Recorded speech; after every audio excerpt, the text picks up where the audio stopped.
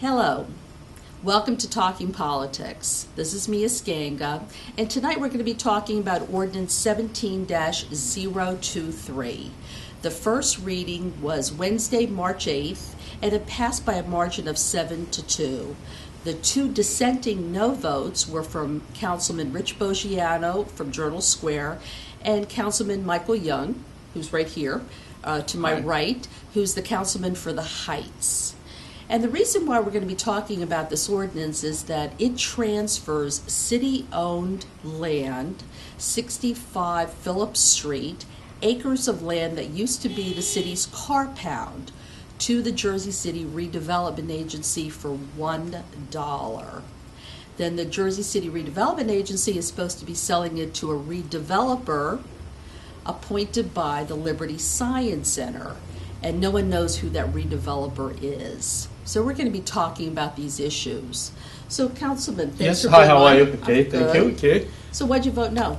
Well, they were very simple. After review their plans and have a meeting with them, the Liberty Science Center, what I find out, actually, they are not ready for that big project because between JCRA agreement with Liberty Science Center and a lot of issues I involved that it's not for the benefit of people of Jersey yet, and their contract seems like it's not for the actually maximize the benefit to the city of Jersey City.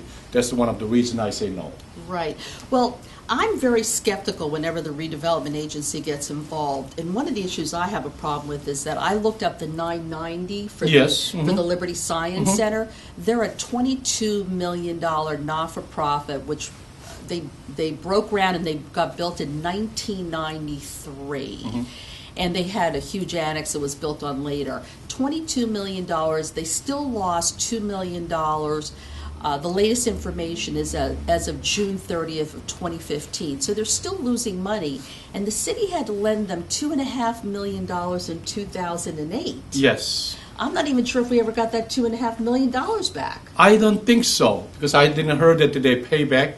But this project has a more problem. They have a special profit sharing. We're not going to see any profit from that. The deal with Liberty Science Center probably another 100 years probably. And there are a lot of issues really, because if the city of Jersey developed that area, we should very simply do that lease, the lease agreement with the developer. Maybe we lease to the developer and to make sure we have fixed rental income come from developer much smarter than what this one. And we can put in that as a contract. Developer only put in like a scientific relative office rentals and so on. So we can track different way to create a beautiful scientific city in that area instead to use a middleman as a Liberty Science to put it in. Right, because this is a $230 million project, and you know these projects always go over. Yes. Always go over. Yes. For an organization that is a $22 million organization which loses money, and to build, I guess, Jersey City's version of Silicon Alley or Silicon Valley, high tech. And you're right. I mean, the profit sharing, and that's in lieu of being paid for the land, which Mayor Fulop said was worth at least $20 million. Well, they say 20 million. No, I think when I look at it personally, it's 16 acres of land, of which the MUA owns some of those acreage. Yes, 17 acres land owned by City of Jersey and the JCMUA. After take of the JCMUA's usable land, probably around 13 to 14 acres. But as you know that a couple of years ago, when you sell 2.5 acre city land to Jersey Medical Center, 2.5 acre, we sell the $24 million. But as a person, when you see that Liberty Science Center, and that was heavily contaminated, yes, contaminated as well. land. Heavily contaminated. Yes, but this one, actually, when I look at it as a location-wise, much better than we sold the land 2 years ago to Liberty Science Center because the Jersey Medical Center, because this land located at Liberty Science Center. And the front of Liberty Science is the Liberty State Park. Right. So it doesn't matter how long it's going to pass, nobody able to build any high-rise building State Park. Right. So they're always... Well, we hope not anyway. Yes, it's going to be always a waterfront. And whatever you build, the value will be very high because surrounding areas, infrastructure-wise, they have a railway train, they have a highway, usually a turnpike, a 7-day, They're within- International Airport. Yeah, in Right. like 10 minutes away. Oh, yeah. Somewhere it's 2 minutes away. Right. Well, the Liberty Golf Course, Yes. National Golf Course, Yes, I you looked name it up it. on Google. It's a 9/10 of a mile drive. When they first opened, a good 7 or 8 years ago, maybe longer, it was Yeah. $500,000 just to join that golf club. Right. I mean, this so it's is valuable land we're talking about here that we're giving away for $1 when we're facing a revow. Yes, and if you see that the profit sharing between City of Jersey Liberty Science Center, if you because there's not enough time to, but if you explain their formula how they're going to share with the profit, you're going to laugh on it. You're not going to see never any see profit. It was We like never- yes. the It's a joke, really. Yeah. In other words, the city give to land to developer, and developer going to build at the land, without pay price for the land.